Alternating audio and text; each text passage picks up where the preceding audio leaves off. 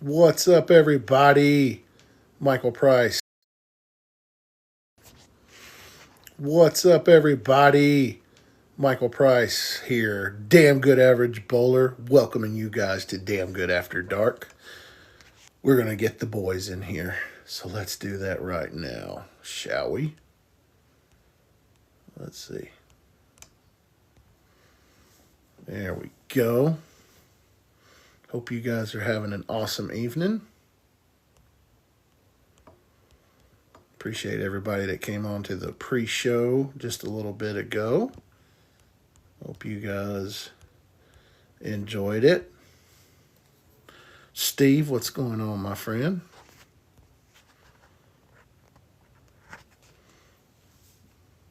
Welcome back in, Francis. Good to have you on the pre-show. Zach, welcome back. We're just waiting on Dustin and Curtis.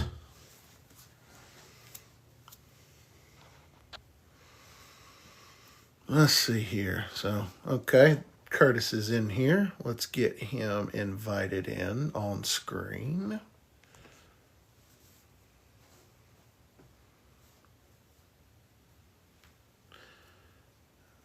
Appreciate you guys joining us for the pre-show earlier. Let's get old Dustin invited in here. Dustin instantly hits the accept. There's the man right there. Good, buddy. What's up going on? How we doing?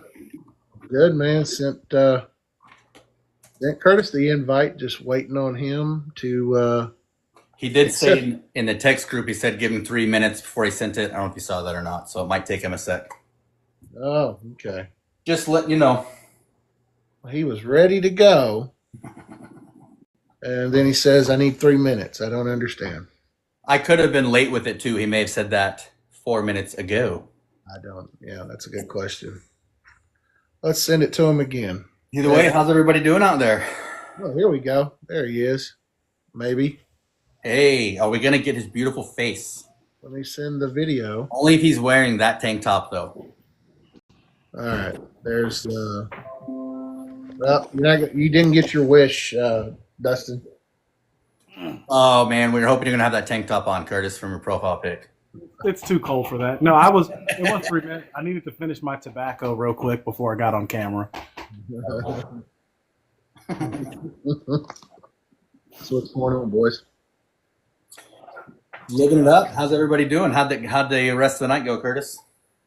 It was fine. It was like nothing, and then like when something would happen, everything would happen all at 1 minute, then nothing, then everything all in 1 minute. I've been home all of 4 minutes. It's either that's about the Palace's identity. It's either all at once or nothing. That tank top not there.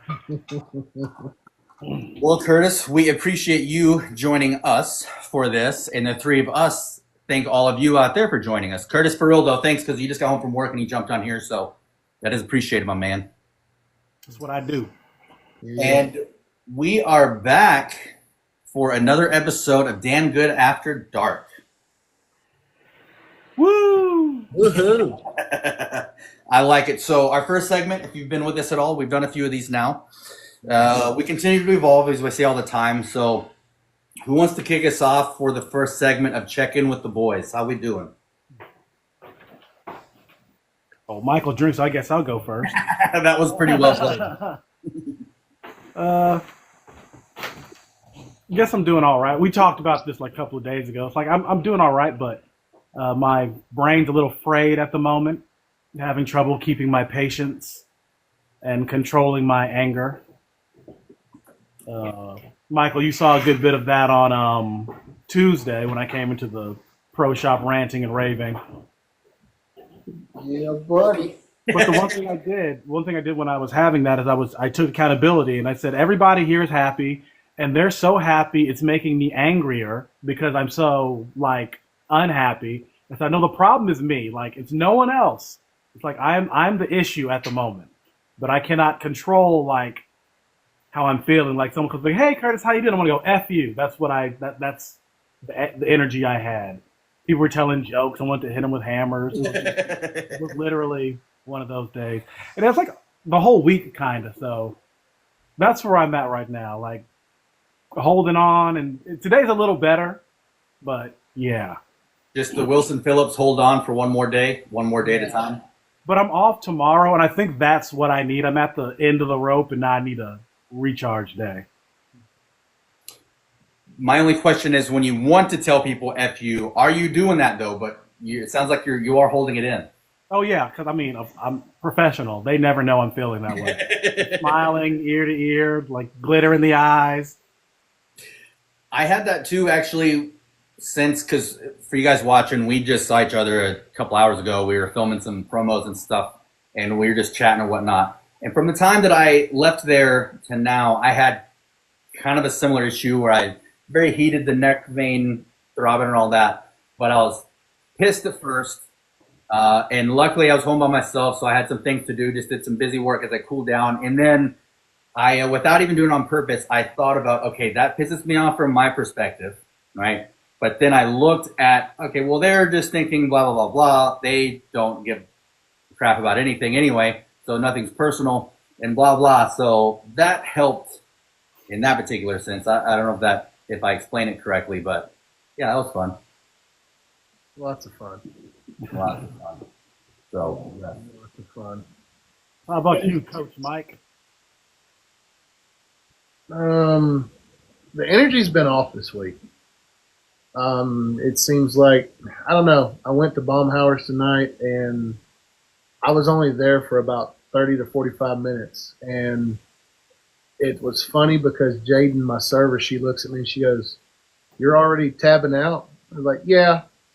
Like, nobody's really, I mean, people were saying hi or stuff like that. It wasn't anything like, people just totally ignoring me or whatever, but it just felt like the energy up was off. And it was so off that I actually messaged Mia when I got home, and I asked her, I said, "Have I worn my welcome out here?" Because like I usually can tend to feel when I have this like sixth sense of knowing when people don't want you around for anything. Like, when you feel like you're taking up too much space. And I did. I messaged Mia and I was like, "Have I worn my welcome out here?" I said, "Because I could stay away." And she goes, "No, dude, I don't think it's you. It's just, it seems like everybody has had a pretty bad week in there." And I said, "So I'm not the only one that feels like the energy's off." She goes, "No, I feel the same way." And I was like, okay, that gave me a little sense of relief. But at the same time, you just know what I mean. It's like, I'm good at reading the room and like, okay, these people really don't want me here. What the hell am I doing here? So it's been kind of, we kind of picked we're not all like happy uppity right now. And it's not that I don't want to be, because I more so than anything would rather be in a good mood than a shit mood. But that's pretty much where I'm at right now. It's like, I really, the amount of pressure I am, and it's like Curtis said, it's self-induced, but I'm putting a lot of pressure on myself in regards to this Derek Tate Memorial Tournament. This has really got me consumed right now. I just want it to go good, and just be able to try to tell myself, hey, control the parts where you can, and whatever else happens, it'll come out in the wash. So that's where my head is at right now. At least you know that the energy was off with everyone. You know what I mean? At the place. Because I know exactly what you mean. And I think it's perfectly okay that our energy's not up right now. You know what I mean? Because what we intended this show to do is, hey, we're going to come on there and talk about stuff other than bowling. So we never want to give anybody a false perception of who we are. And we are here to be ourselves right now. So I think that's just a great example of we be human, bro. Mm-hmm. But I do feel good in the fact that my beard is growing back out to where it was. So I do feel good about that. It is. Before we continue on, it's like I actually did a live pre-show. Nice. I don't know if some of y'all saw that or not, but I was telling everybody, look, when we do Damn Good After Dark, and I'm kind of letting everybody know again, when we do Damn Good After Dark, this is a little bit more like, I wouldn't say unhinged, but I will say it's our outside the norm, and the fact that, again, we're providing you guys with a little bit more in-depth about us. And, again, like I said, Patrick, what's going on, buddy? Good to see you. Everybody knows that I like to interact with everybody in the chat, but just understand, I want to give everybody a heads up. Like, understand that if you guys ask something, I do see it. But if Curtis or Dustin are talking, I just don't want to jump in and interrupt. So just let's try to be patient, and we'll get to it. And also for anybody out there, if you have a bowling question, it may not get answered in this one. It may get answered. I don't know. But if you feel like it didn't get answered, please send me a message. I have shown people that I will answer questions after the lives are done. So just want to give that little PSA. So Dustin, right back to you, my friend. Yeah, no, you nailed it, man. I think I forgot to do. I did a good lead into the show outline, but I didn't do the pre-show speech, so that was perfect. Yeah, that's what we're here to do. After dark, baby. So, how's everybody doing out there that's hanging with us tonight? Because we appreciate it. Well, Patrick said, "What's up, guys?" And Patrick, we're the energy's kind of off this week, but again, if anything, the energy is authentically off. Hey, one of my friends said, she said it's the full moon. I'm like, okay, maybe. Yeah. Is it a full moon tonight? Ain't We're that in that area. We're kind of in that. Yeah. Of it. Because I caught a glimpse on my way home. Actually, I was passing the soccer field that they're either building or that's soccer field right there off the Parkway. I saw it up there, man. It was huge. It was almost like that. Hey, Stephanie says, "Hi guys," talking about all of us. Want to give a big shout out to Stephanie. Thank you for rocking the 2.0 jersey in your last tournament. We do appreciate you, Miss Steph. Looked awesome. She sent me a picture of her modeling it, and she says Snapchat filters are fun. So, but no, Stephanie, appreciate you buying a jersey. Everybody else, if you haven't bought your jerseys already, please let me know. These things are like hotcakes. So, haven't bowled well in it yet, but you felt the vibe. But you felt good and comfortable, and blame the full moon. Yeah, well, that's what we're doing. We're going to blame the full moon for all this. At least you looked cool doing it. But I look great, and that's what I'm talking about. That is right. That's the key. And looking great in bowling is half the battle. Oh, yeah. It's just like in the infantry, man. If you don't know what you're doing, just look cool doing it, dude. That's all you got to do is just look cool doing it. Same at work at the bowling alley. If you don't know what you're doing, just pretend like you do. Fake it till you make it. Yep. Now, Gary V doesn't believe in that fake it till you make it shit, Curtis. Hey, I like the feedback. Look at that, y'all. Look at the chat. Wore it again tonight, and so many people said they loved it. Nice. Heck yeah. Mike, you're going to drop some Gary V on us, man? We haven't talked to Gary V in a while. No, we haven't talked about it. I don't have him on my Damn Good Average Bowler Instagram account, but I do have him on my personal one. And I usually go back in there. I'm on Damn Good Average Bowler account more than I am on personal one now. I haven't seen anything new of his in a while, it seems like. No, that's kind of weird, too, that you say that, because I haven't either. But I do want to make it known to everybody. TikTok, we just passed 3,000 followers. That is all you got. You might have a few followers because of it. And that's what it's all about. And, it's one of those things where, Dustin, you and I were talking tonight, and, another thing I've thought about too is like, you said two words. It was like stunning growth. And you know what the conversation you and I were having about, I'm not going to make it known here or anything like that, but those two words stood out to me in the fact of it's like, I've been thinking about that ever since. And it's just like it is so tough when you're growing like we are. And you're the kind of person, and I speak for myself when I say this, you're the kind of person that just tries to make sure the pieces of the puzzle fit just as nice and organized as possible. And it's not going to happen. It's not going to happen. And for somebody that is OCD as I am, that is like, that's like nightmare fuel. But what you said, though, just so you know, that resonates in me. So food for thought. Good thing, right? Yes, not a bad thing. Good thing. Good. I say good things every now and then. I never listen to half the shit that comes out of my mouth, so who knows? But I'm glad you caught those two. So nice. Mm-hmm. That sounds pretty good too. And apparently, Curtis's growth was stunted when he was a child, so that's what we have with us now. What happened? It's all I had. Nothing. It was a lame attempt at a joke. I'm going to blame the full moon on that one. Y'all know what's been popping up in my FYP here lately? Slam the puzzle together. Yeah, slam the puzzle together. But no, for real. The GTA 5 radio channel that has some of the most inappropriate, funny as hell jokes.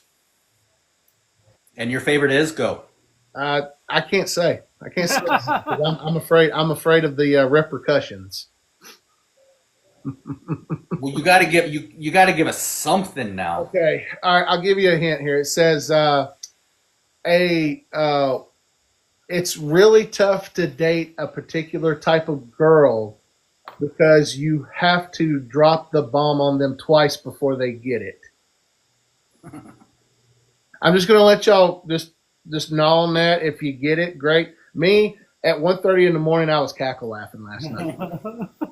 I was cackle laughing. That's when I'm delirious and I hear some stuff like that, I'm cackle laughing. And I have no problem. I have no problem in not being ashamed of cackle laughing because laughter is good for the soul. We know you love to cackle laugh, and I love it every time I make you cackle laugh. Yeah. That, though, I know so many people that applies to, though. Yeah. Went over my head, said Francis. 3 times for some people. Mm-hmm. Yeah, it makes sense. It just what I'm trying to say is it had something to do with a particular oh God, not genre, but I'm drawing a blank. Anyway, World War II. yeah, that's all I'm going to say. That's it. Just you can't figure it out. Go YouTube search GTA 5 radio quotes, and it'll pop up, and you'll get all of them from there. So there you go. I wish we had things queued up because I'd hit that. You dropped the bomb on me. That song line would have been great right there. That I'd have been like Will Ferrell and as Alex Trebek from Saturday Night Live. That is awful. I'm telling you, I need a soundboard for this. That'd be awesome. We need the soundboard fun. Let's get it started, people. Don't Yes. trust me with a soundboard. Oh yeah, I got to go cut my fan on real quick. But Michael, I do just want to say well done on delivering at least something from the X-rated platform that you're pushing to our users. Sorry. No, I'm just kidding. Just talking shit. But well done, bud. Well done being on the spot, dropping bombs. Mm. All right, cool. Let's just keep on pushing the envelope here, Justin. Great. Keep on keeping on. All right. So, is that all of us for the check-in? Any other issues that we're having? We'll come back to that. Yeah. All right. So next up is a segment that we'll always have and just whatever's relative for it. As Rick Moranis said, in the wide world of sports, Super Bowl just happened. What do we think about that? Where do we want to start? What now? I will say I was wrong about some things because again, I just said it before. Like, hey, I saw a leaked script, this and that. What are thoughts? Well, if you think there was a script, I think they just threw that thing in the trash and burned it. See, look, this is what happens. Some comments in this live are filtered to protect our experience. Guys have got to think about your choosing of words here, okay? Here's the church. Here's the steeple. Let's decide on 30 people. That's probably me. I was kind of surprised. I'll be perfectly honest. I was unbiased. I could care less who won. Let me just state that. But I was kind of surprised. Do you mean I could care less, as in that means you do care, or are you saying you couldn't? Are we being I was going to say grammar word, but I don't think you can say that word. No, you go. I was just doing that because this is good. This is good right here. See, when Dustin gives me these looks, this is great. This is great TV right here. Now I know how Curtis feels with all the thumbs up that I do. Oh, man. No, I mean, like, are we talking about the game, right? But are we talking about the game aspect? Okay. First and foremost, like, I loved it. Like I was bowling Sunday night, and biggest reaction was when we were bowling Stephen McKinney's team, him and Daniel. And he looked at me after I threw like a 5-bagger or something. He put his hands up in the air and he goes, 24-0 Philly, Price. And I was like, you've got to be kidding me. I looked up and I saw the score and went, oh my God, like this is a mauling, folks, a mauling. But it was right before halftime, and I started getting bad flashbacks from the 2010 Iron Bowl when we were beating the Cam Newton-led Auburn Tigers 24-0, and we still lost it. I said, this game is not over. And then it was like halfway through the third, they just turned the ball over to Philly. They put the dagger in the heart when he threw that bomb. And it was so great watching it because it was Jalen to Devontae, and I was like, boy, sweet memories to sweet music to my ears. Bama to Bama, my friend. It was beautiful. It was beautiful. It was beautiful. That's my thoughts. It was beautiful. Do what, Curtis? I'll say it. Was it beautiful, Michael? It was absolutely beautiful, yes. It was. Because no, I agree. It was funny. It was amusing to me. It's definitely entertaining because everybody thought about the three-peat and everything. Dude, basically the Eagles beat the shit out of them. They did. They just beat them up. Then they ran the score. But I was the same with you, Mike. I was like, dude, it's still Mahomes and the Chiefs. Like, you still got a whole other half of a football game to play, right? Oh, my I'll tell you God. what made it even better, too. What made it better after the game was all the memes I saw. That was so wonderful. Oh, my God. But it is like, we're talking sports here. I told so many people, I said, y'all, the Kansas City Chiefs, for their record this year in the regular season, this said to me 2014 Florida State Seminoles. When Jameis Winston was the quarterback, they were just coming off the national title year the year before when they beat Auburn. And they were squeaking by every single freaking game by 6 or 10 points or less. And I was like, this is exactly what Kansas City's doing. Like, think about all the stuff that happened. Like, Denver almost swept them in the regular season.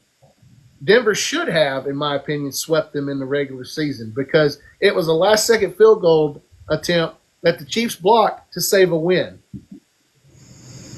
I'm just saying, there was just so many things. I mean, and everybody, and again, if you're not a Chiefs fan, if you're a Chiefs fan, you're not listening to what anybody that's a non-Chiefs fan is saying. Yeah. You're not listening to that, and that's fine. See, I like this one. When we talk sports, Curtis is taking it in. He is learning. Yes. I've got no horse in this race or well of knowledge on this one. Don't put words in my ears. I'm sorry, Zach. I'm sorry. It was pretty much like you kind of finished off with Mike halfway through the third quarter. Yeah. Like I was texting with Branson and I'm looking at the clock, how much is left, and it's like, okay, this is where math takes into account, and this is just about not going to happen. And time, dude, it was bad. Yeah, and I mean, like, think about it too. If you're a real sports fan, like I'll tell anybody, as a Bama fan, back in 2018, 2019, as good as that team was, Clemson beat the dog shit out of Bama. They beat them 44-16 in the national title game. Ooh. I was the first one to tell everybody. I was like, y'all, good old-fashioned beatdown. It was what it was. But I don't know if anybody saw, like, any of the, not the pregame show, but it was like the week leading up to it. They had all the coverage, and they were at both, again, they were all down in New Orleans. They're on Bourbon Street, et cetera, et cetera. Dude, every time they panned to the Eagles, them boys were on business. And I mean, like, Jalen Hurts, I have said this since 2016. He has done anything and everything to make people doubt him. And now, who's the only guy I know that could say they've won a national championship and now a Super Bowl? There's not many college football players turned pro that could say they won the Super Bowl and also a national championship. But there's only 5 or 6 players. You guys can tell me if I'm right or wrong in this in the chat. Devontae Smith became either the 5th or 6th player to win a national championship, win a Heisman Trophy, and now he's a Super Bowl champion. There's only 5 or 6 players in the history of the entire NFL that has done those 3 things. Interesting. You talk about when it would show the Eagles, they were there for like all business. They were there to play. Like they were, dude. They from the very get, they were there to play. And then when it showed the Chiefs, dude, and it would show that poor, broken, appeared to be broken human man in Travis Kelce, dude. He looked every time. He just looked like, you see his eyes, how he's sitting there. He looked like a broken man before the. You know what I'm saying? Like the entire game. It's like, that just me. Did anybody else notice that? No, absolutely, I did. He was not. He looked like a man that was at a crossroads in his life. And again, I can equate that to bowling. You just know when you're out there in left field and nothing's happening and nothing's adding up. I mean, it's the same thing. Still, being at a crossroads at the Super Bowl, that's still sitting pretty nice, though. Yeah, I mean, again, though, it's just like I feel like, and I use this as the icing on the cake. When they put Taylor Swift on the overhead in the stadium, I have never heard as a loud chorus of boos as I heard when they put her up there. Now, I read some of the comments, and some of the people were like, don't hate on Taylor Swift. It's the NFL's fault. She's ones that like the NFL in the sense of from a business perspective in the Shield, bringing her into the mix has garnered the NFL. So at the end of the day, the NFL looks after the Shield. You can ask any of the former pros that are in the Hall of Fame, or they are just like, you know, they're in the circle of fame in their stadiums respectfully, and they will tell you the NFL's job is to protect the Shield. They are going to do that first. What's going to get eyeballs on the product? And lo and behold, and I don't even blame the Chiefs for it at this point. Like they were just like the beneficiary of the fact that Travis and Taylor are dating, and that was like the result of it. If you really want to think about it from a perspective of being unbiased as possible. Sure, which I don't. But I mean, I know what you're. I mean, I couldn't resist saying that. I know what you mean. But it was hilarious seeing her face, her side-eyed. Mm-hmm. Oh God, the monkey memes with her. What the hell did I do? Yeah. And she even what'd she say? Like what the hell or something like that. She even said that. Like, what the hell did I do? But here's the thing. Honestly and truthfully here, if you are known as a billionaire, let's be honest here. Do you give a damn what any of them people think? I would. No. I mean, yes and no, but even a Billy doesn't want to be like publicly like ridiculed, like right there, cameras on you, everybody knows they're like. Sure, because that could equate to money. When you're supposed to, like her, she's a queen of everybody, the world, and then she sees the masses not chanting her name. What? Or it's like, that's my sister in here, by the way. Southern Heart's my sister. I think she's right too. A lot of that, because if anybody's seen the Ryan Reynolds, Blake Lively, and that other dude, a lot of it was from the Blake stuff. I think at least a big portion of it was. You guys know what I'm talking about? The Blake thing? Who's the Blake thing? Blake Lively and Ryan Reynolds. I know. I don't know the drama. Oh gosh, it's huge drama. That might be it. Yeah. Does anybody? I don't even know where to start with that. Do you know who Blake Lively is? I do know who Blake Lively is. I do know who Ryan Reynolds is. So she's basically shit all over the sidewalk, right? And now she went and stomping through it and then kicking her feet all around like that. So she's sprayed shit all over the place. Yeah. Well, I forget Homeboy's name. This was when making a movie. She was in the movie. Ryan Reynolds, her husband, who is Deadpool, who also rules the world, and we love him and do what he says because he's so funny and good looking, all that stuff. They basically, and Taylor Swift was their third. Blake even referred to them as her dragons. I'm not making any of this up. Check it out. Mm-hmm. And they were bullying the crap out of this dude, Justin something or other. Mm-hmm. They really dick him over, dude.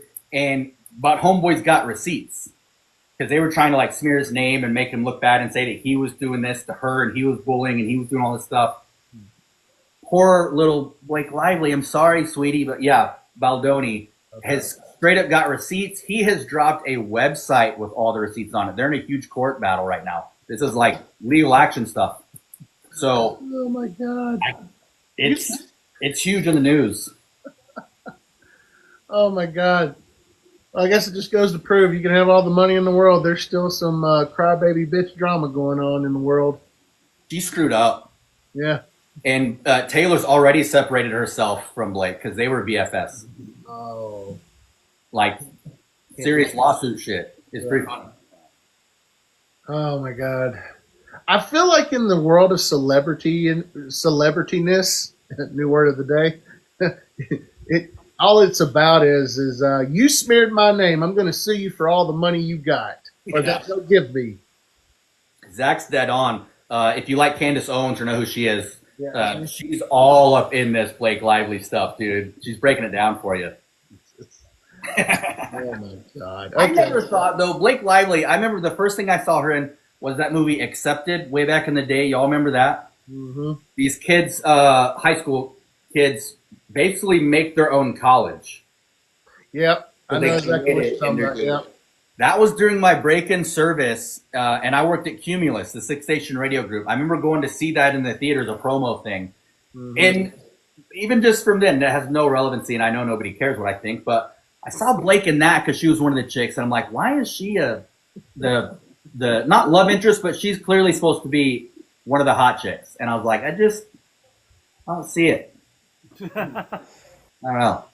I mean, Well, we figured it out. We figured out why they were booing Taylor then. Okay. But I just think a little bit had to do with the fact of is there looked like there was more Eagles fans in that stadium because yes, even a bunch of people were like, "Is this a Philly home game?" seemed like it almost. Yeah.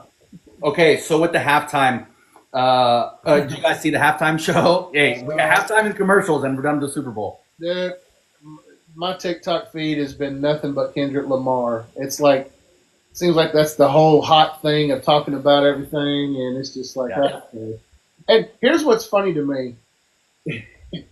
The people that are talking about how it was a horrible show are obviously people who are not down with the current of times.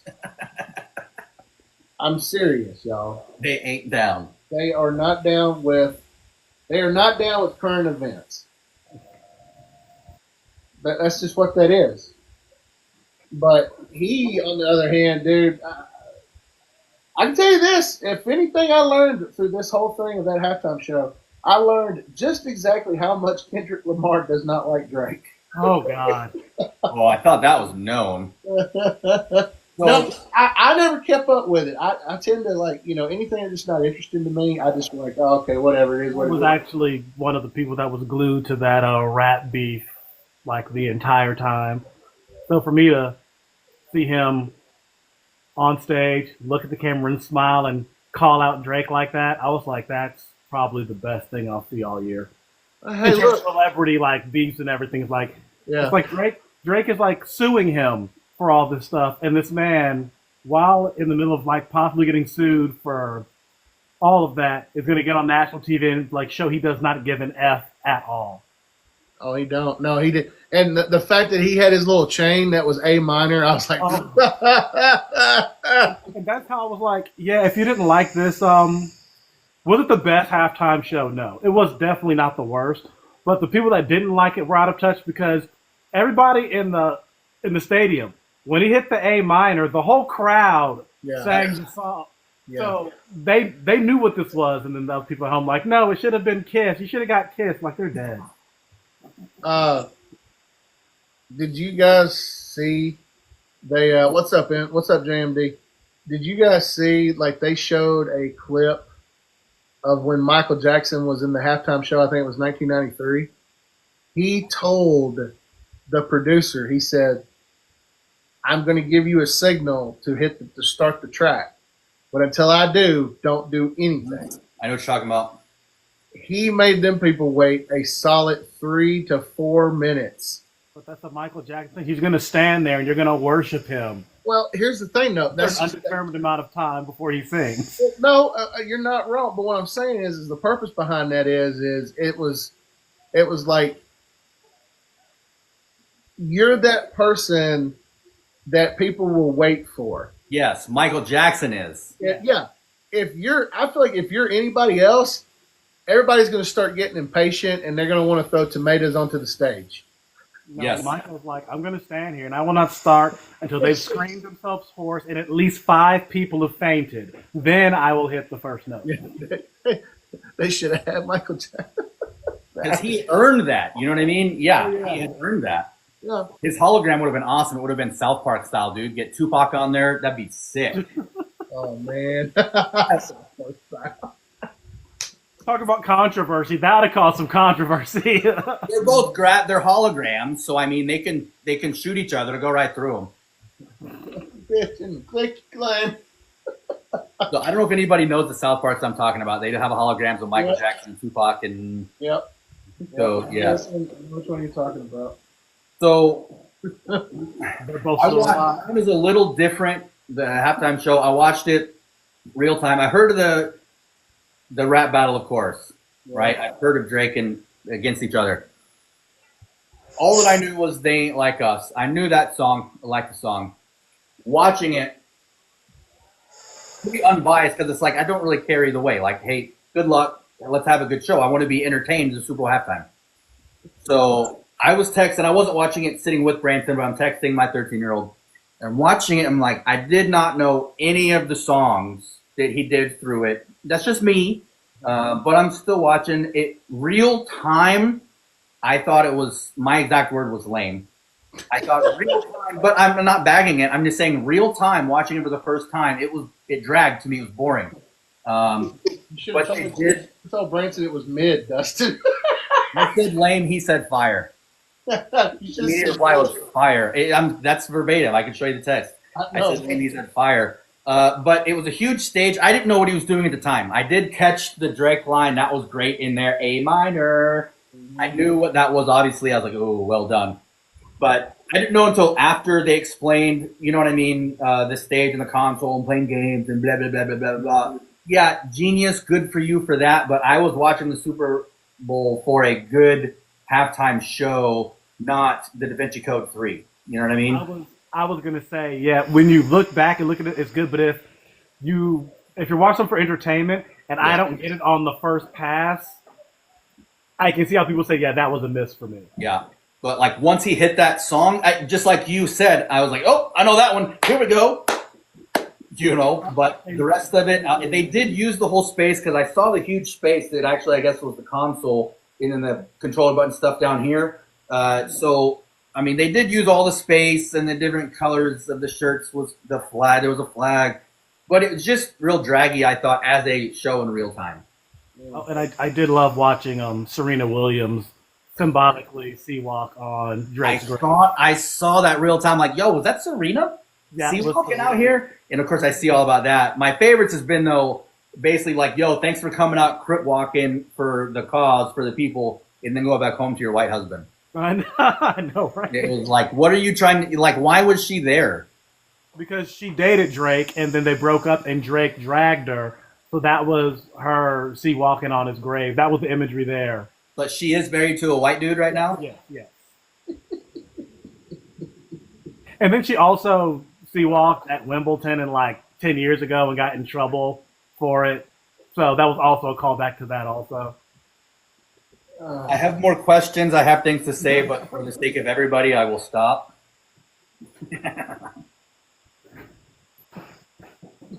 I don't. That's. Those are my thoughts on it. I think that's pretty ridiculous. I mean, I get it, but it's like, like I said, never mind.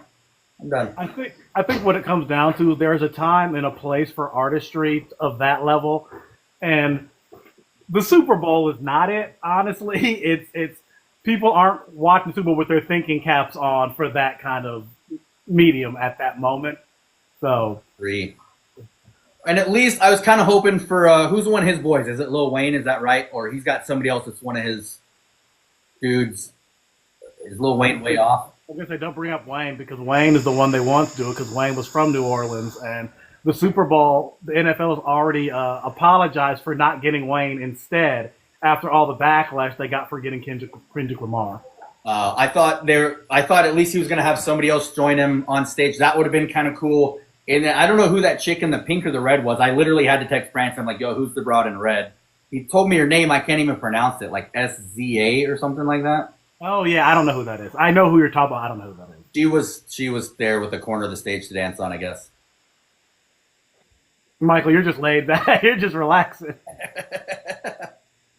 But I mean, yeah, the messaging stuff was cool, but I mean, real time show. It's weak. Yeah, I could agree with that. I just don't like the worst one ever. No. Yeah. No, and even I've seen some. I wouldn't say it's the worst one ever, even just from what I saw. But it was no fucking halftime show, man. No. I mean, if we're being honest, even the commercials sucked. That's what we're getting to next. So y'all will have to inform me because I didn't watch the Super Bowl, so I didn't see the commercials. So, Justin, you're going to have to inform me because I just saw what I saw on screen and they suck. Y'all can shoot in if you had favorite ones. There weren't a lot of really good ones in this one either. No. I mean, we used to live for that. This is the result of two things, in my opinion. One, the amount of money they want to charge for a 30-second commercial slot. And two, we are in a more PC world where people get offended at having a sense of humor. Those are my thoughts. I stick by that. $8 million for 30 seconds. Get out of $8 here. million for 30 seconds. Yeah. Y'all can fact check that if you want, but I'm pretty sure it was 8. Yeah. What was the Coors one? No, that's what it's at now. Yeah. Like back in the day, it's always been primetime spot that the NFL created. I just saw an interesting thing on that, but it used to be like $1 million for it's always been the most expensive ads you can do ever. Man, inflation's a bitch indeed. Zach said Coors had a decent one. Yeah, that's what I was asking. I don't remember the Coors one. I don't remember any great ones offhand. There were a few that was like, that was good. That answers your question. Oh, the sloth one. Okay, I know what you're talking about. That was good, but there were no great ones that you were talking about at work the next day. I didn't think. There wasn't a lot of good water cooler talk, if that's what you're going for. Yeah. What do we got next, big guy? I think next we are to bring to the tables. Curtis, you've had 2 days to think about this. Yeah, I'll go second. I'm going last, so Dustin, that means you're first. I feel like I've been talking a lot. All right. If my You sister, feel like I did 2 weeks ago, so it evens out, buddy. all right. If my sister's still in here, I actually almost had this realization from her, so it's almost like I'll be speaking for both of us. I don't think she'll disagree with anything that I'll say. All right. These are, with the Bring to the Table segment, that's a segment we have each week where you can bring something. There she is. Yeah. Hola, chica. Bring to the table. We bring whatever we want to talk about or share. And it seems most of us tend to grab things we want to rant about and bring to the table to rant. That's what I'm about to do. That's what Mike's going to do. But they don't always have to be. These are just a selected, what we're bringing to the table to chat about. So sometimes they're more, you find something that's cool and you want to share and you've been practicing or whatever. So I'm bringing to the table ads on TikTok and accounts that sell things on TikTok.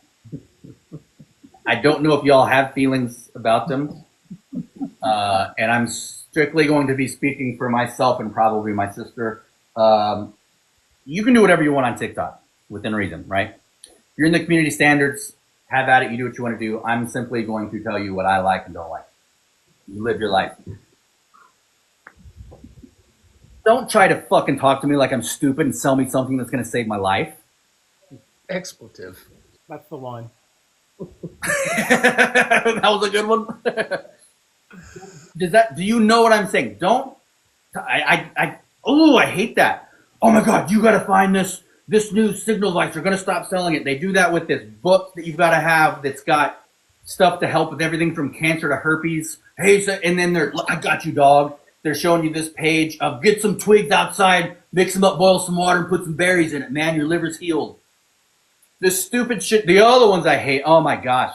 And you can identify all these. They've always got that little shop thing in the bottom left. Now if I see a shop, It's not just because you sell stuff; it's the way that you go about it.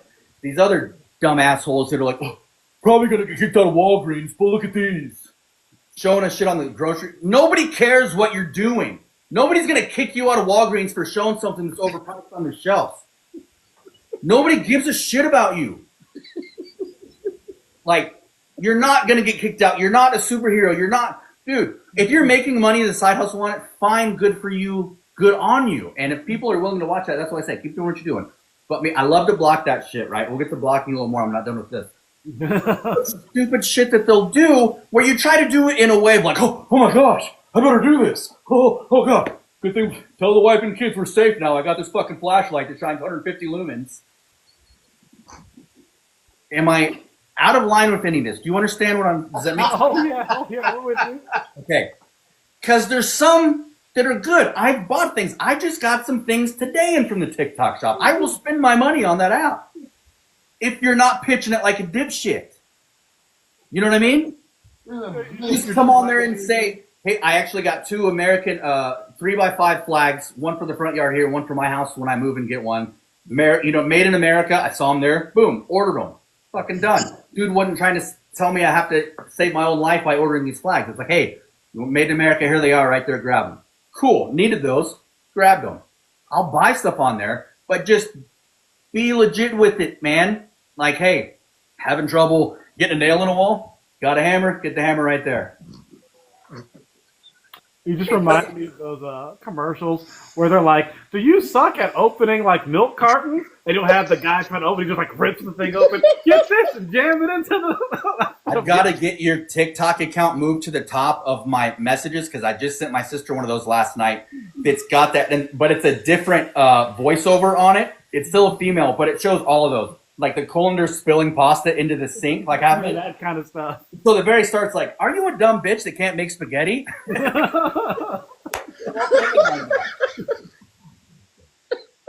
So just, I don't know. Does that? It's frustrating because I guess there are people out there that are really taken by your heightened anxiety increasing shit and hawking your product. You know what I mean? It's so annoying to me. If I'm the only one, hey, I'm the only one. You're not. I don't just hate ads, stupid ads. I hate all ads. There's some you can't even block. There's some you can't even block anymore. Sponsored ads. Sorry, but yes. Ooh, those motherfuckers. You can't even block them anymore. Because the other ones, like stupid ones, I will just block. I've got that down so quick. You swipe there, hit that block, and it's over. And with that, like, I know that the loop is going to be never ending of assholes to block in this world. I'm aware of that. I don't ever think I'm going to get to the end of the list of stupid people to block. It just makes me feel better knowing that I can choose to block that idiot and I'll never see him again. And if I see him on something else, guess what? I just block him. So, and it makes me feel better. But there's some you can't even block because it's a paid ad. Here's how much I hate ads. I hate ads so much, I pay for YouTube Premium. So I don't have to see ads. That's how much I hate them. I haven't fooled with a paid YouTube thing at all yet. I may have to look into that. Literally, because I hate ads. I hate them so much. I can't even watch regular TV anymore because commercials piss me off so much. Yep. Yeah.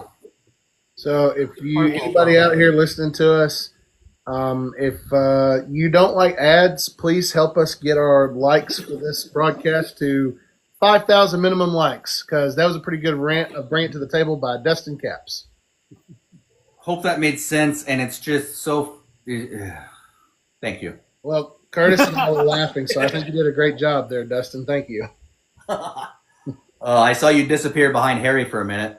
Looked like I had to go get another bottle of water. I think that was about it for mine. Yeah. Curtis, you're the next contestant on The Price is Right. Well, see, mine's not so much of a rant. It was more of a realization that really bothered me and actually contributed to my bad mood this week. Is y'all told me, like we're going to have something to bring to the table. And I was like, okay, I'll figure it out. And then stuff would happen, and I would never have mental time enough to actually dedicate to it. And then that became my thing. I'm how are we dealing with like not having time to like do the little things right now? 'Cause that's where I'm at. I feel like I have so many things I want to do. I want to write my stories. I want to play my piano. I want to do this, but I never seem to have time, and it's starting to drive me insane. Even on my off days, I'm so tired. It's like, do I just force myself to do it? I want to work out, to force myself to do it. And then I get mad at myself because I say I don't have time. But then I sit here and I'll play video games for like 3 hours on my off day. It's like, no, you had time. You definitely had time. And that goes into accountability. And that pisses me off at myself because I had time. And then the day will be done. And I was like, what did you do? Nothing. I just relaxed. I feel like I wasted the day because I only have one day off a week. And I don't want to fill it with obligations. But then I feel bad because I don't do the obligations. And then I get caught in this cycle of self-loathing. Yeah, it's a circle. It's a circle. So what's thoughts on that? Any advice or anything like that? That right there.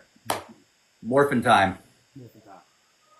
Do you want feedback on it?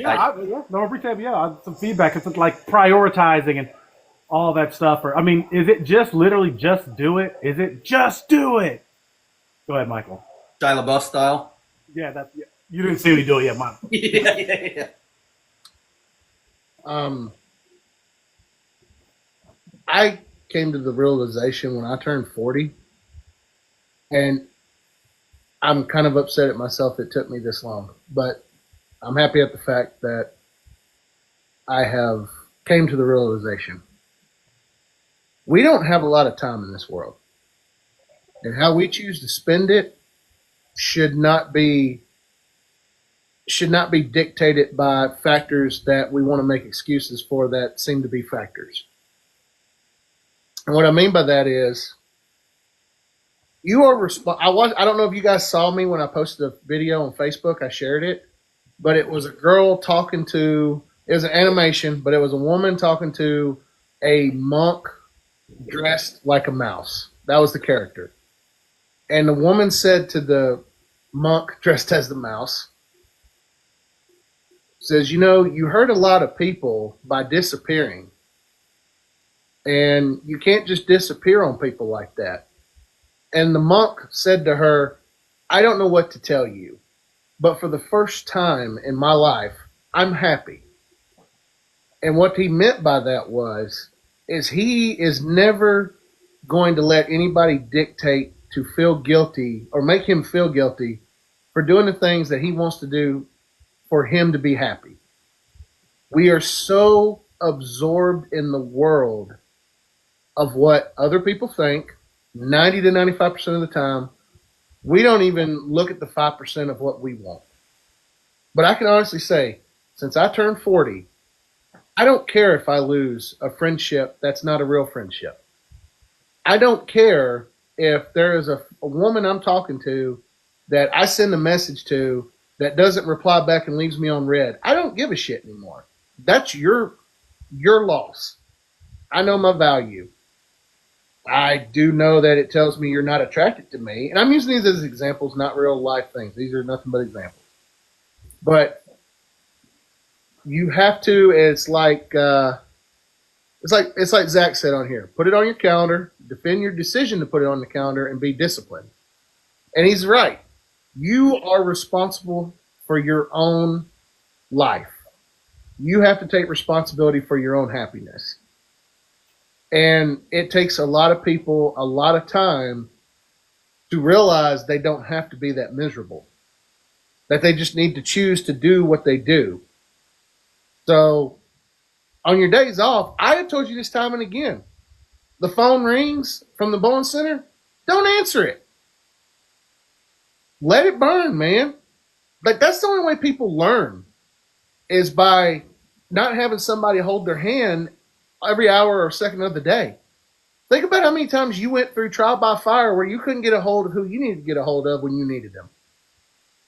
So my thing is like, I'm telling you, look at it from this example. If they don't reciprocate the same energy you give them, don't do it. Let as they say in the one song, gotta let it burn. That's my thoughts about, again, the free time that we do have. And again, I took this from one of the first things I did. One of the first things I did is I quit bowling the Huntsville All-Star League. I did that for me. And I got such a backlash. Like, I don't know why you're not bowling this. You're really good. You should be bowling this. Well, let me tell you all something right now. There were people betting on me in brackets, and your boy didn't know anything about it. So they're making money off of me, and they're not even throwing me an olive branch here and saying, hey, thanks for making me money. No, their own greediness to take advantage of my skill set, that's one reason I gave up that league. And the second reason I knew that my decision was right is the first night of league, Curtis will tell you, well, verbatim, I walked out the door. I had the biggest Joker smile on my face that one could have. And I saw everybody walking in like this. They were so pissed off they were there. And my thing was, it's like, what the fuck are you doing here? You don't have to be here. You're choosing to be here. So I guess that's the thing I'm trying to say to you, Curtis, is we make a choice and we either live with it or we change it. We live with the decision we make. We don't complain about it, or we do something about it and throw caution to the wind. And that's my little internal struggle I'm having because of what Dustin and I were talking about earlier. So anyway, that's my advice. Whatever you ask, everything. Hope that works. Be happy, bro. Do what Curtis wants to do. When you have a day off, throw that phone to the side. Out the window. You do that too. But you're not going to throw it out the window, and you know you're not. No, because I'm still paying on it. So anyway, that's my answer, Dustin. No, that's a lot of good stuff. So I guess it would just depend on, like, because you just stated something that you're aware of, right? You're aware of getting stuck in that circle. So is that something you want to change? You know what I mean? Or like, I was voicing it, and like how does one, like, when you break a cycle, do you just burst through it and just change it? Different people have different ways of doing things, right? Obviously, but for me, the way that I'm doing it, because I'm the exact same way in just a different circle, but I'm in my own right now, right? With my sleep pattern and stuff. It does the same exact thing to me when I will get up so late. Then it's like that entire day now, or entire rest of the day into the next one is screwed up because I already feel like a POS for not getting up when I should have. So now it's like, now I'm already behind. Now I feel upset with myself because of all this time that I've lost and blah, blah, blah, blah, blah. So it's easy to get set behind it for fixing things like that. Zach nailed it, and Mike reiterated, put on your calendar, defend your decisions, which is great, and be disciplined. That also brings up the B word we talk about all the time, boundaries. But it's ways to do that. I've learned, because it's easy to say that stuff, and then I would always tell people, well, practice what you want to get good at. And then I would just never say ways to practice because it's easy to say. But some things that I'm doing, like, you know that picture I sent of the Hank Jr. up on my wall, which I'm very proud of, everybody. I love it. That's a TikTok score. But I also, next to it, I got 2 of the dry erase calendar boards, month calendar boards from Walmart. So I put February, March up there, polish it in. There's stuff to the side where I can write down. It's even got cool little magnetic stickies where I can put appointment, paint them, blah, blah, blah. That's the way I'm doing those in steps. Like I've got them now up on the wall, and now I'm going to get everything put on them. That's not something that I feel like I have to do all at one time. Like, you don't have to go from 0 to 60 and changing things. It's just like in land navigation we used to do all the time when you're walking your azimuth or whatever. If you're supposed to walk from here to here, you stay straight, boom, you get there. But at the very beginning, man, if you get off just a little bit and it keeps going, like, you know what I mean? That takes you far. So, hey, this is where I get caught up for 3 hours on TikTok, where I'm sitting in this spot all the time right here in my drink here, so I don't have to go anywhere and blah, blah. Okay, well, let's look at this spot. Either change the spot, because that's going to change the routine already.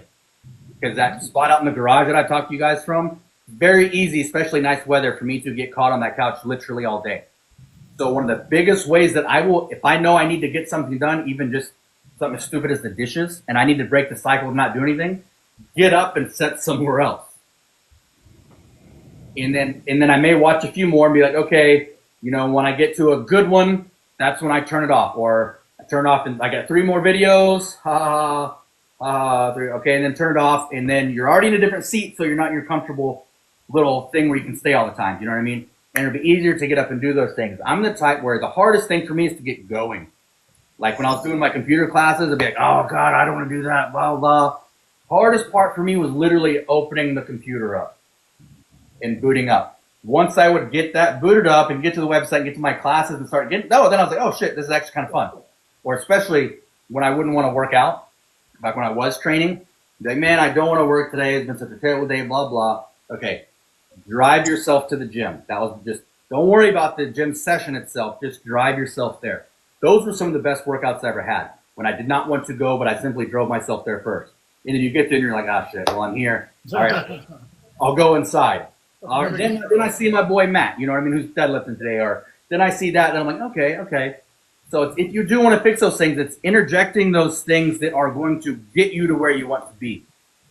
Not to change all of a sudden tomorrow, and you're like, oh shit, here I am 3 hours later, and you're beating yourself up again, and it's a circle. It's ways to building an off-ramp off of that circle by putting things in place that will help. I put those dry erase boards right by my bed, or I'll see them. I don't have to go anywhere, somewhere specific to see that I got them right there. Like, all right, this is the shit. You know what I mean? Does that make sense? Yes.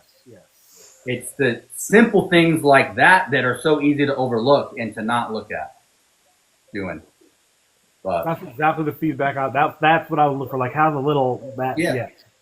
Start changing those things that enable you to waste time. Change that first. And Curtis, you should know this better just as much as I do, okay? That's kind of why I look at you a bunch of times at work, and it's like when we sit there and we're like, we're in the same thing. It's the same vicious cycle and everything. I'm like, well, damn it, let's do something about it. Stop talking about it. Let's be about it for a change. Don't talk about it, be about it. I had a boy used to say that all the time. We got to bring that back. Don't talk about it, be about it. No, I'm just saying, like, do it. Like, and the thing about it is, whether it's your comfort zone is, depending on the situation, is the worst zone you can ever be in. Because the comfort zone will prevent you from growing. Oh, yeah, for sure. Sorry, I didn't mean to interrupt. Woo. A couple of things I would put on the tail end of that was really good you reminded me of is start doing those things in phases, right? Because we don't want a huge change because that's where we have a higher rate of failure. But if you are putting those things in place and then you still do fall back into that circle or didn't get something done you wanted to or haven't done that yet, identify it, be like, have a talk with yourself like, dude, I should have done that. But then you have to forgive yourself and not drag that shit through everything else. You know what I mean? Like instant amnesia. I'm teaching the boys that in sports or in bowling, you got to have instant amnesia. You throw a terrible shot, you got to forget it, man. Think about your next shot. You know what I mean? Don't dwell on your last game. Oh, but I missed all my sevens and I couldn't do that. And we know that, right? Dude, stop fucking dwelling on something. Hike up your skirt. Let's go. We're bowling now. We're bowling this frame. So I learned that in Cumulus, actually, again, that 6-station radio group I worked for when we went to see Accepted. I learned that there because I would, believe it or not, I would be late in the mornings getting there sometimes. But my manager told me, she's like, look, yes, you were late. We've spoken about it. It's not a good thing, but you've got to be able to forget that and go out and work because it was outside sales. So if I come in all poo-poo, like, oh, God, I was late. Now my boss is mad. Hey, do you want to buy some advertising? It's because that's easy to do, right? That's easy to stay in that mode and like, God, I screwed up again, blah, blah. It's easy to feel there. It's not so easy to say, okay, I was late, put that shit aside, put it in a desk drawer and do your work and all that shit's going to be there. I didn't mean to get into compartmentalization, but it's hard to learn to do, but once you can, man, it helps in life. That sounded like healthy compartmentalization, not taking the trauma and blocking that away. Yeah. But even the trauma, it's okay to put in there because trust me, it's going to be there when you go back to get it. I always picture mine like a big iron, big metal case. You know what I mean? Like the old index cards of the library almost, slide out drawers like that. That's what mine is. You can put anything you want in there, and it's going to be kept safe. Those are old, sturdy drawers, right? And then do what you got to do with a good frame of mind around people. If it's a show like this we're doing now, whatever. And then when you need to, guess what? It's going to be there in that drawer. You pull it out. There's your pity party. There's your trauma. I'm just saying in general. There's whatever issue that you leave in there. It'll be there for you. It's funny that you actually had a visualization because I actually do too, but it's a brick wall with a blast door. And you just put it in that room? Uh-huh. Nice. So yeah. You actually had a visualization of putting something to the side also. Yeah, man. So it's hard to do at first because you feel like, especially something bigger, say that it's like a loss of a family member or something like that it's like, that's big trauma that we all either will face or have. And so it's very easy to think like, why should I not be sad and be upset and all these things afterwards? You know, I can't be stoic. I've got to be this way. I've got to have these feelings. It's easy to feel that way, but you can still take them and put them in there to do adult stuff in this world that you have to do. You know what I mean? And then we go back and it's right there. So it's just, there's all different types of things. Mm-hmm. All right. Michael, what you got for us? Is it my turn? Yeah, it's your turn. Sorry if I talk so long on that. No. No apologies. No apologies. No. Hope that made sense. Oh, it made no. Again, you make sense more often than you don't. Thank you. I appreciate that. Yeah, you've got a really. I don't know if you noticed that, Dustin. You've got a really bad habit of that, thinking you're not making sense when you really do. So, give yourself some grace, my friend. Well, it's very easy when you go off on a tangent. You're like, well, I was at A, yes, and now I'm at B. Yeah. B and C make sense to get me from. I've gotten good at jotting down the top of the rabbit hole that I'm going down so I can find that place to get me back and get over here as long as they all connected. Mm-hmm. All right. My screen's may wobble. I'm going to get some likes in here while Mike goes. Okay. So, my bring it to the table this week is pretty much a rant in the world of bowling. I'm not going to mention names. I'm going to do that to protect it not so innocent. But I saw a post on Instagram this week where a certain someone rolled another 800 series. And again, I'm all about posting success stories. That's not my issue with this. If you are somebody that rolls 750, 8, and if you're able to roll an 800, I don't consider that just lucky. There is a certain amount of skill that comes with that. And I invited this person to come bowl in one of my scratch sweepers that I host every Sunday at the Palace. And I was given the most lamest excuse that anybody could give anybody about why they cannot come and participate in one of these tournaments I do. And there's something about it that just made me not snap per se, but I took a screenshot of it. And I'm like, I am going to keep receipts now. I am sick and tired of people looking at me and telling me I can't bowl at this house because of this reason right here. If that is your mindset about how you approach, like if you are good enough to post you shot 800,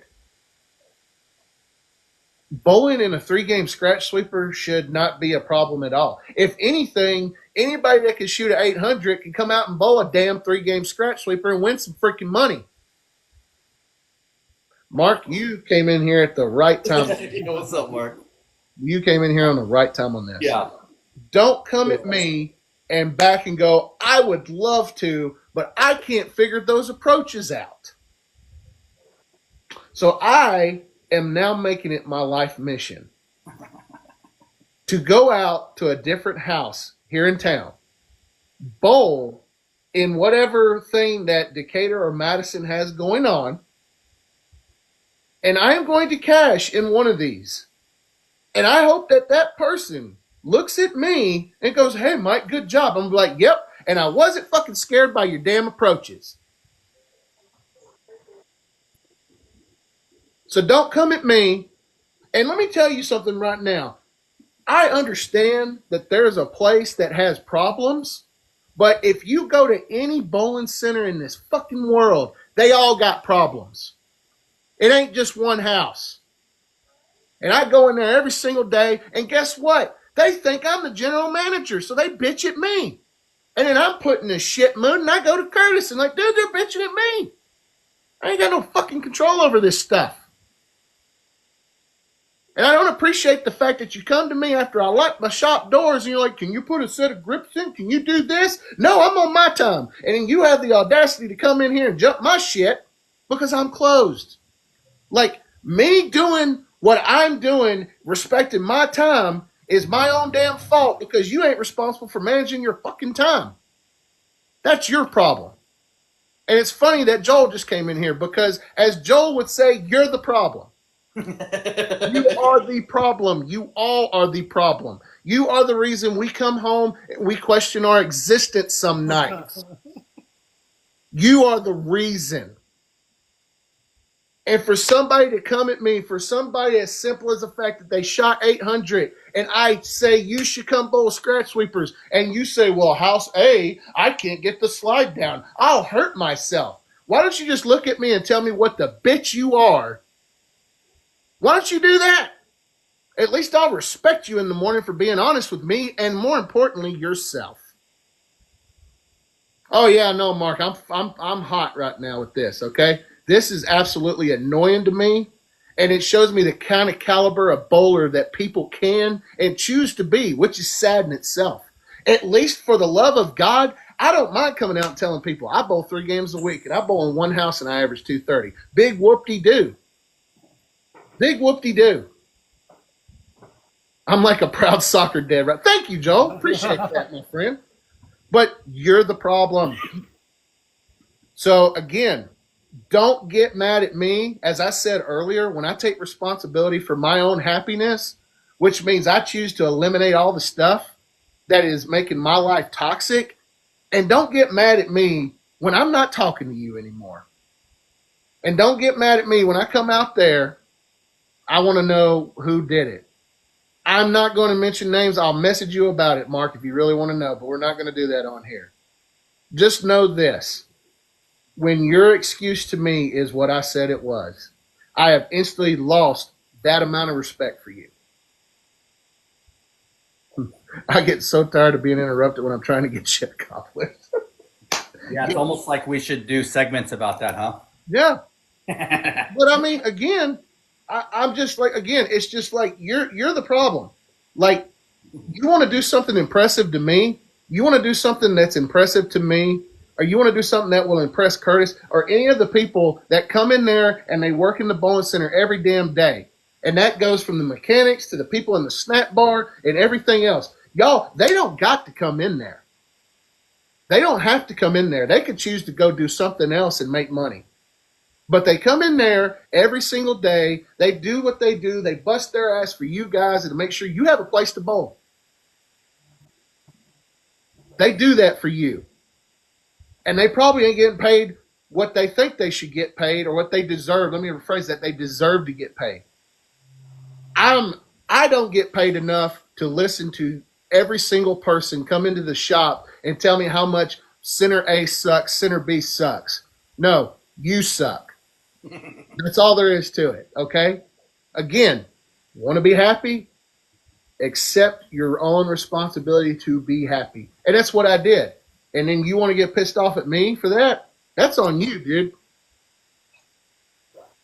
So my thing is, it's like, how about this? Have you ever tried to come in there and look at people like Curtis and like Amber and like everybody and Ronnie and all them and say, you know what, guys, we're so glad that we have a place to come bowl. We are so thankful that we have a place to come bowl. Instead of, oh my God, which lane is broke this week? Like the backhanded shit don't work, okay? Like I'm at this point. And I see things from both sides of the coin, but this week I'm on the side of where you come at me thinking that the pro shop guy can fix the machines, or they can fix this, or they can fix that. I'm not going to tell you what to do, because that right there, that would hurt all of us, and I'm not going to say it on here. But there are some things you could do that you guys ain't thinking about because, oh, I'd rather complain, because it makes me feel all high, mighty, and superior. I mean, some of them can go fuck themselves. I mean, there's that. There's that. I'm going to let you take that. You that's cool on you. I'm not. But my point is like at the end of the day, stop griping at the center employees for doing the best they can. And not only that, don't come at me and tell me when you shoot 800 that you can't come bowl at a different house because of their approaches. Don't do that to me. No. You instantly lose your credibility with me when you do that. And that is not Michael Price, the pro shop operator talking. This is not the damn good average bowler talking. This is Michael Price, the human freaking being. Like, This doesn't work anywhere in the world. Like, I'll give you another example, okay? This has got nothing to do with bowling in the bowling center. This has to do in the world of servers, okay? In the world of servers. I use the place I frequent a lot, Baumhauer's, okay? One of the servers, really good friend of mine. She's a sweetheart. She's nice to everybody. I see it. She's never been, like, you would go in here and the food could suck, but you will tip her 25% because she is nice to you. She keeps your drink filled up. She does the basics that need to be done for great customer service. And what happened? This couple comes in, these young kids who are probably the same kids that'll be like, oh, I don't know why they didn't tip me. And they'll be the one to fill out on the tip sheet 0. The wings were hard. You didn't say anything to get that problem resolved, but you decided, oh, well, we're not going to tip the server. So you know what I did? I took care of you, man. I took care of you, fam. I went up to her, and you know what I said? I said, Aaliyah, I love you, girl. You're really nice. You're a sweetheart to all these people. Here's $10. And she was like, no, you ain't got to do that. I'm like, no, I do. Because those people right here, instead of having a problem and trying to be nice about it and try to get a solution put in play, no, they just decided they'd be a-holes about it. I'm sorry. That's just, no. Okay? Food sucks. Send it back and be nice about it. You touched on that annoys me so much, Michael. Huh? You just touched on that annoys me so much. How you said they didn't say anything, and I tell that to league bowlers all the time. Sometimes where league will get done, they're like, Curtis, this lane sucked. It was doing X, Y, Z, and I was like, well, you didn't tell me that. You didn't say anything to me during the duration of your bowling. Yeah. I can't fix a problem that I don't know exists. Yeah, but you know who they come and tell? They come and tell yours truly, and that's when I turned 5 shades of beet red. I had that with, we had a league bowling, and the lane machine had messed up the oil. And I heard like 2 or 3 people grumbling about it. Didn't know, but I mean, there are certain people that they're going to bitch regardless of how the oil is. But I didn't know it was a big issue. Apparently, it was a huge issue, and it was all the lanes. I was like, oh, okay. And then they came to me the next week, and they were like, is the lane machine fine? I'm like, yeah, it got fixed. And they were like, are you going to do anything for us? And I said, no. I said, why? I said, because you guys knew. You told me you knew when the first ball you threw that the lanes are off. But yet y'all decided to bowl and bitch amongst yourselves the whole night and didn't say a thing to me. Yep. I said, next time it happens, I said, if it happened, we would have re-oiled the lane too. Let me know. Do you remember one Monday night when y'all had an issue with it? I want you to think about it if you remember this night. I got on the microphone and I said, hey, we're going to take a vote. Do you want the lanes re-oiled or Do not? that. I don't know. I did. No, Remember, I'm I saying did in that. general to the. And guess what they said? They said, no, we don't have enough time. We don't want to wait. Well, you just spent 15 minutes like cursing us out and everything all in God and creation. But that's my thing. It's like if you have a problem, there is a solution. It's just whether or not you want that solution. Like, what do you want me to fix it, or do you just want to bitch? Let me know so I know what hat to put on for this. That last one, that last thing you just said. Yeah.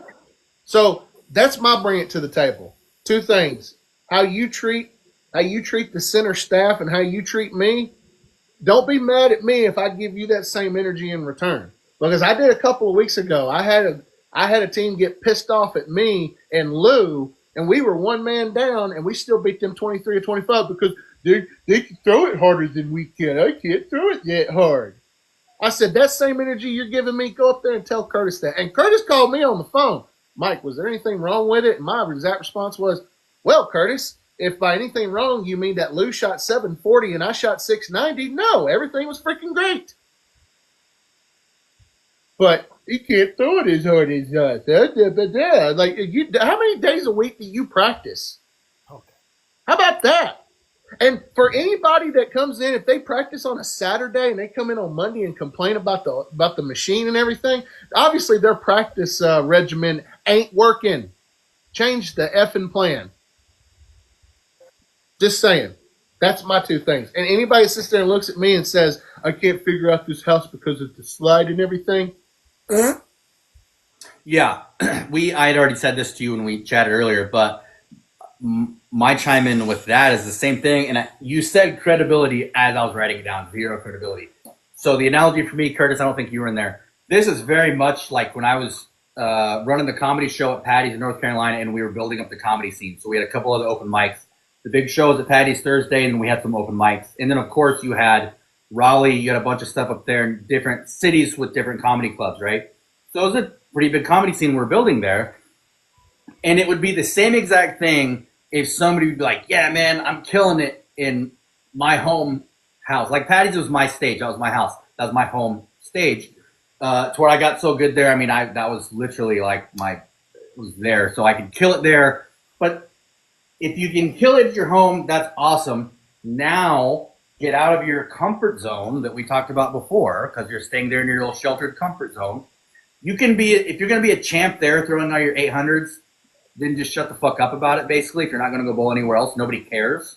Nobody cares what you can do in one place. If you want to become a better bowler or a better comedian, that'd be the same thing. Well, how are you doing in Raleigh? Oh, I'm not going to Raleigh. Okay, well, how are you doing at these stages? Oh, I'm not going there. What are you doing? I'm just doing sets at this one place, and I'm doing them really good. I'm killing them. Okay, well, I don't care now because you are not open to help.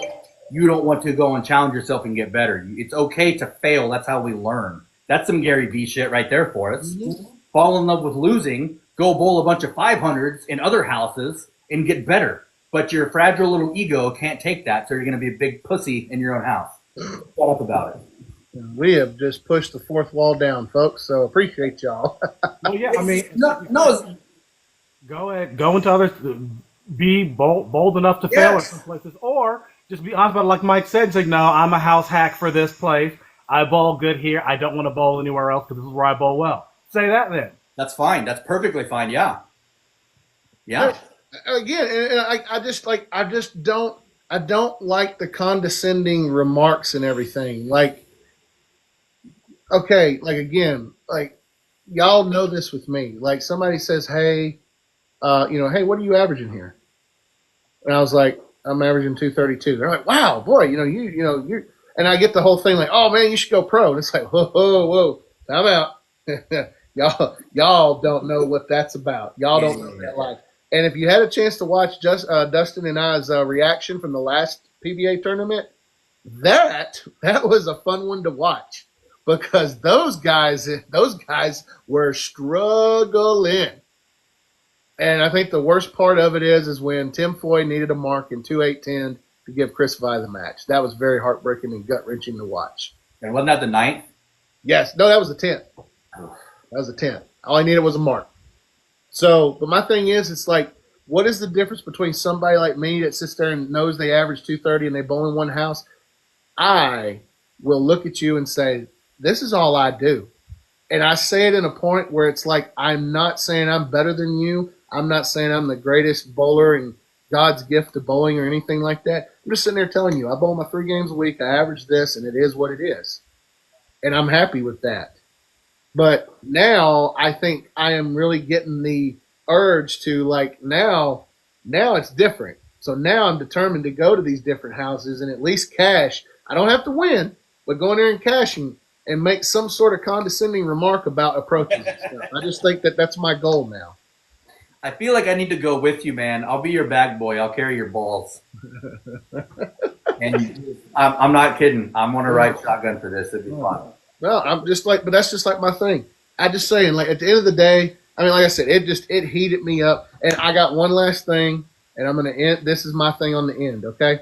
Another thing about it is don't tell me that you have prior obligations. If you have prior obligations and that's why you can't make it, that's fantastic. There's a guy that wants to bowl my sweeper so bad, but he's a deacon in his church, and they don't get out to 2 or 2:30. And I'm like, that's cool. No problem. That's legit, okay? Here's the thing, okay? When you tell me that, oh, I've got prior obligations, and I see a picture posted with you in it at another center placing in their tournament, don't come at me and tell me, oh, I have prior obligations. I'm not able to do it.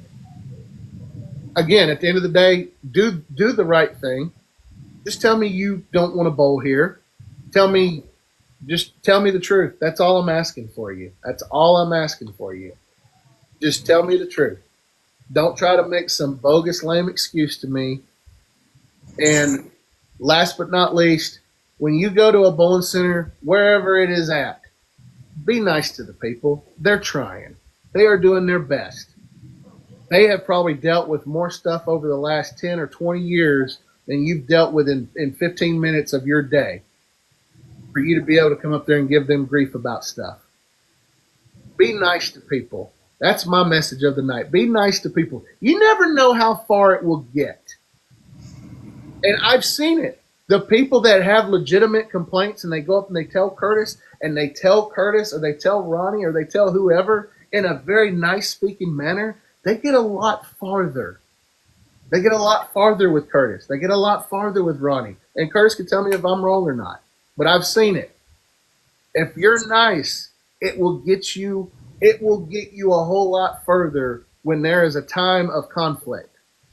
Calm turns away wrath. And Joe has a complaint. What's your complaint, Joe? That was good timing with it coming down. Well, you're absolutely correct, and I completely agree with you. And it just pops in my head. I feel like I have to say it. I don't know if we've ever talked about it. I think we may have or not, but rapport is power.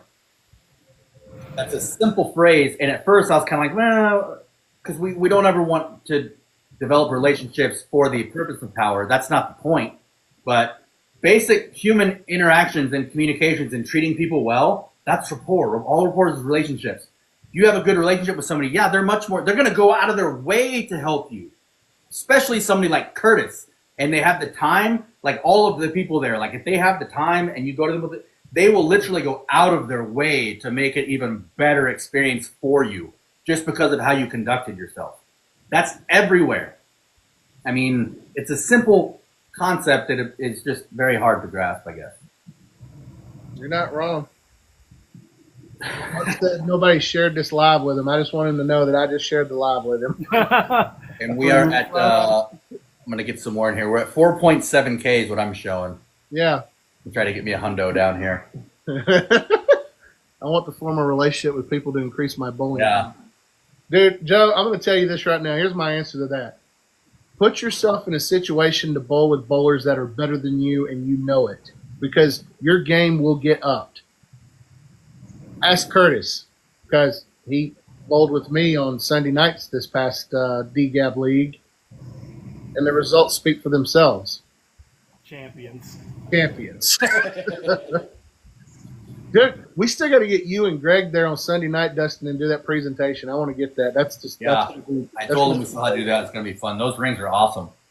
But There's I just want to take this time. I want to say this, okay? Like y'all, again, like that's probably the most unhinged anybody has ever seen me since I've been on TikTok.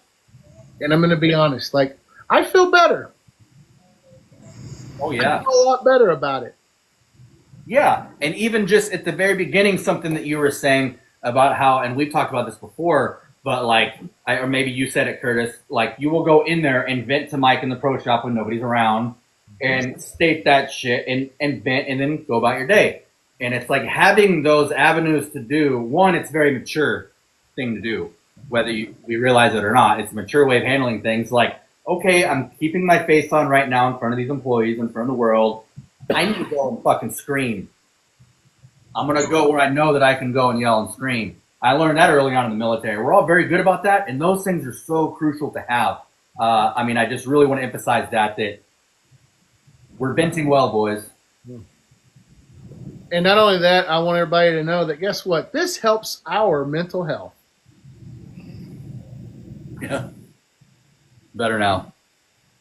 And also, I want to take this time. If anybody here local knows of anybody that trims beards, Dustin's wanting to know. He's wanting to get like a fresh cut, and freshen up the fro on the chin. Yeah, no, we're gonna whack this thing down to a regular looking beard for the working world again. Why do you put so much emphasis on the H? Whack? Just say whack.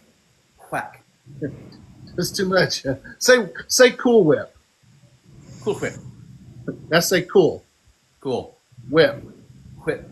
God darn it, you put too much emphasis on the H. House whack.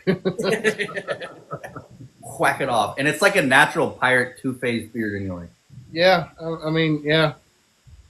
Well, anyway, like I said, that's probably the most unhinged I've ever been on any of these lives, and I'm kind of expecting I'm going to get some sort of notification tomorrow when they finalize this publication. What they can do. Do we? Anybody? Honestly, the thing about it is, it's. Remember when we did the last hot sauce challenge, and I told you that the video got hit with a copyright strike? Yeah, I think so. Yeah, I mean, like, it's still published. People could still view it, but there are certain parts of the live that was published that's muted. Because of the music in the back? It was that, and I think it was their way of censor when certain things happened. Ain't it great? How can you copyright yourself? That's a great question, Joe. But I think it really did. Yeah, the music, though, yes. Yeah. Angel Reese just rebounded her own tweet, so all things are possible. Oh, did you guys hear somebody made a wisecrack joke about Angel Reese in the McDonald's commercial she's in now? Y'all have seen it. She's got her own little McDonald's meal, right? I've heard it, but I got to talk about the Reese's cereal box trend after this. I'm not familiar. Keep going, please. Okay. So she's got this combo thing. It's like burger, fried, drink, or whatever. It's like a quarter pounder or something. But there's also like a little sweet treat or something like that. Well, the total amount costs like $11.19 plus tax. And somebody got on here, replayed the commercial, and then at the end of it, they started chuckling, and they were like, well, the Angel Reese meal costs more than what she averages on the court per game. Oh. Like, that's just genius. I don't understand how she gets that big of sponsorships. Have you guys seen the one with Reese's cereal? No. Reese's Puff cereal. This one's been out for a while. It was so hilarious. As soon as I saw it, I was like, that's genius. I almost filmed one myself because of how good it was. But she also is on Reese's Cereal Puffs. So Angela Reese is on that. Yeah. People are doing videos, like they'll take a box, they're filming this, they'll film it, take it off the shelf, and like go to throw it in the cart, but it keeps missing the cart and falling on the ground. They'll pick it up and go to throw it in the cart again. Oh my god, dude. I was tempted the other day to do that because she's seriously on those cereal boxes. I seen it, even in Alabama. It's, to be honest, it's because the noise her team made about Caitlin Clark. If anything, they ought to be thanking Caitlin Clark for the amount of exposure they got this past season. And kind of on that, and we talked about the Super Bowl commercials. I just saw this. Apparently, this was the first Super Bowl in a long time that Nike spent that $8 million for 30 seconds on.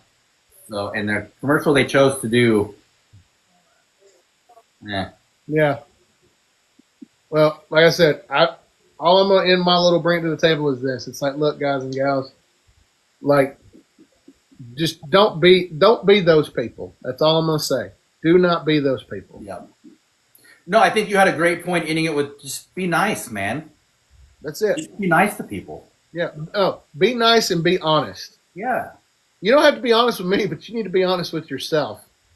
The honesty, that just helps. God, that can just alleviate so much hassle in life if you just be honest up front or early on. Well, Dustin, I think this is a good segue. I know we're getting close to the end of it here, but this is a good segue in for us to talk about the upcoming DGAB episode. And this is kind of going to be this has been your idea, your baby for the topic concerning the show. And I know it's a PSA and you have more experience with this. So why don't you take us through that with what we got coming up on Saturday? Because it's going to be kind of a unorthodox episode, if you will. Yeah. Thank you. And that was a great lead in, by the way. I have been very excited. All of our episodes we do are exciting, and they're cool. We usually have guests with them, and they're a lot of fun, and they're all about bowling. As Mikkel said, this is going to be the first ever DGAB PSA, public service announcement.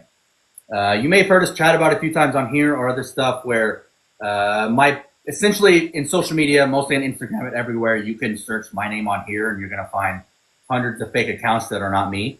I'm not even kidding. So for almost, I'd say the past decade or now, I get used in romance scams. So primarily 90+% of them are Nigerian scammers.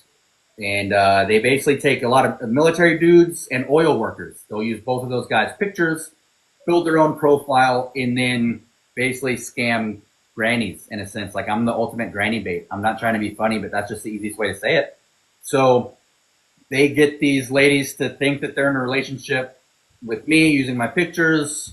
And it's not, I mean, this is literally every day. You guys have seen some of this stuff and the stories and whatnot. It's every single day of my life. I deal with it in some way. So several years ago, I started working with Miss Ruth from Scam Haters. She's out of the UK, and they basically have somebody in every continent, and they run their shit 24/7. They help victims on both sides of the proverbial scam coin. The women that get scammed in it, right? Because they find out that they weren't talking to me, and then because a lot of them will find me like, hey, just want to let you know people are building profiles and like, I thought I was talking to you, I was in love, blah blah blah. But a lot of them go crazy. But Scam Haters really helps those ladies identify what the fake scammers are and help them get out of those, because we're talking about in the globe of it, like hundreds of thousands of dollars every year get scammed from these ladies. So we're also doing more work now. Once the victim comes out of the scam, we're trying to work with them on that sense too. But it's a very big racket. You guys even know some more about it, that it's becoming big here in the States. So within the past couple months, we've seen it start to work its way in some of our DGAB social media around the alley. One of the things they like to do is jump in on comments. You know, I'll do a post that gets a lot of comments, a lot interactive. Well, they'll slide, because they'll make my name. They'll use almost exactly like mine and slide in trying to be me, like Tanya. We know that they did on her. Like, hey, gorgeous, would you like to chat in private? Well, she knows who I am, so she even told him, she's like, look here, dickbag, I know Dustin. He's not going to talk to me that way. But if they don't know me, they're like, oh my gosh, yeah, hey, Dustin, what's up? And they start chatting right away. So Ruth has helped me a lot. We've helped a lot of people, I think. And so she's going to come on, and we are going to talk about the crazy world of romance scams in a nutshell. And I think it's safe to say it will be our first international guest. That's pretty cool. Yeah. Oh, yeah, that is cool. Yep. It'll be this Saturday at 5 p.m. It's a little earlier for us, but like Mike just said, she's in the UK. So that's going to be, I believe, 11 p.m. her time. So this is what we worked out because it has been very important to me, especially once we started to see it coming up in our stuff here. It's like, all right, it's time to do this. Let's educate people on what's going on. There we go. Yeah. And I'm looking at Curtis right now, and Curtis looks like he's ready for a snack and sleep. Yes. That was very good practice for me to continue talking while I put someone in the audience to sleep. Well, it's just Curtis, so don't worry about it. No offense to Curtis. I just sat back and put my feet in the massager, so I'm like, oh, yeah. Oh, nice. Have you guys had that one for a while, or is that a TikTok one? No, I got it for Christmas. Nice. But yeah, that'll be this Saturday. I'm very excited about that one. Report and block, seriously, is the only way. Do not just block. Yeah. These women want to continue talking to them now that they know that they're scammers. They think that they're Murder, She Wrote. They think they're Angela Lansbury or something. And it's like, look, they're in Nigeria. We can't go over there and arrest them. Just block. Stop talking to them and giving them more information. They're better at this than you are. They're legitimate scam artists. Mm-hmm. So that's my sister. Thanks, Trish. Good show. Well, I think that is everything. That's our episode coming up Saturday. That's our second show of the 2025 calendar. We have a couple of exciting tournaments coming up. The closest one, the Parkway in May. Or excuse me, March. I even knew it was March, and I still said May. In March, we've got that one. Mm-hmm. May's the big daddy. Yep. That is the WrestleMania of events for us. Yep. Bowlermania. Bullamania. Yeah. Brother. On that, did you guys see Triple H sitting in the Congress or whatever it was behind Linda McMahon? Yeah, I did. It was pretty cool. But yeah, a lot of awesome stuff coming up. We did a lot of promos today. Those promos went really good. For the new DGAB Jersey 2.0, we still got the OGs. We'll always have those shot glasses, patches, stickers, all types of stuff. So hit us up. Again. Buy some merch, please. Please buy our merch, man. Because, I mean, look how cute Harry is. He's behind Mike right now. That's Harry Beaver. He's our mascot. Yes. So, patches. Yeah, buddy. Oh. For 19 cents a day, you can keep Harry fed. A lot of good stuff coming up. Yes. Hey, yeah. Mark, we got to get you in one now too, buddy. We saw that, Mark. We were talking about it earlier. Heck yeah. Yeah. Heck yeah. Yep. 2.0. It's great. And we already know the third jersey. We have our third jersey drop later this year in October. That is going to be our first LE too. Yes. And I think that we're all equally excited about that one. Yes. It's going to be pretty cool. And a different one. Yes. It's style. So. Styling and profiling. Woo! Right. Well, boys, we got anything for last call? Curtis, what do you want to close it out with? Why you put me on the spot like that? Because we love you. Because you're our friend. I mean, my outroing or what's going on? No, well, you can. Just making sure. Do you have any final thoughts? Final thoughts from Curtis? Yeah, I'm looking really forward to what we've got coming up. We put a lot of time and effort into it, and I'm really excited for everybody to see what we got going. I'm really excited for the Saturday's episode too. It's going to be really interesting, and I hope it's going to be really insightful for everybody. I think it will be. The Nigerian prince is not real. Yeah. He cannot hurt you. Don't reply to the email. And it's funny with the whole thing. Like, you look at the email and you're like, this is not even properly done. What is wrong with these people? Man, it's the same thing with accounts on social media, though. Once we tell you the indicators of a fake account and even point some things out, you're like, oh, okay, it's going to make sense. And once you know what a fake account looks like, you see them like that, but yet people still Joe. Answer the emails. Talk to these accounts. Joe said, someone offers lessons might get me, honestly. That's a good one right there. That's your van with candy in it? Yeah, come into my white van. I give bowling lessons. Here we go. Okay. So I know how we can end this. Okay, Dustin, this is for you. So with the volume of your beard that it is, which member of ZZ Top do you represent the most? Oh man, what's his name? I feel bad for not knowing his name, but the coolest one, man. There's the one that's clearly the coolest. I'm. There's obviously three cool members of the band. All three of them are very cool, but I can't remember his name offhand. But the one that a lot of times he'll wear that beanie with the fuzzy little things on it, and then the cool hat above it. He appears in a lot of different shows and movies and stuff. You know what I'm talking about? Billy Gibson. Billy. I thought I was wanting Eddie, but Billy. There it is. Billy Gibson. Billy, baby. Joe says cheap hammer effect and bowling lessons jumps in the That's great, man. I like that. Joe, I'm so glad to have you back, buddy. We've missed you. But once again, like I said, I'll take it right here. For real, I don't think I've now. Maybe I did it earlier in the episode. I'm not sure. Maybe I did. I don't know. But once again, guys and gals, 3,000 followers on TikTok. Thank you. Cannot say thank you enough. It's been an amazing journey getting to this point. So the next goal now is we're looking towards the 5,000 mark. So keep on following, and sharing. And hopefully when they get all the algorithms done in the Apple Store, we can work on getting our subscriptions back up. Because there for a while we were over 100. We're now down to 15. And that's because of all these technical difficulties. So, but again, guys and gals, cannot say thank you enough. Appreciate your support. Thank you for helping us develop this community and what it is. And again, as always, I can't do it. Yeah, there we go. Dustin, Curtis, my friends, helping me. You like that? Yeah. My helping me get to this level like y'all have. I do appreciate the both of you so much.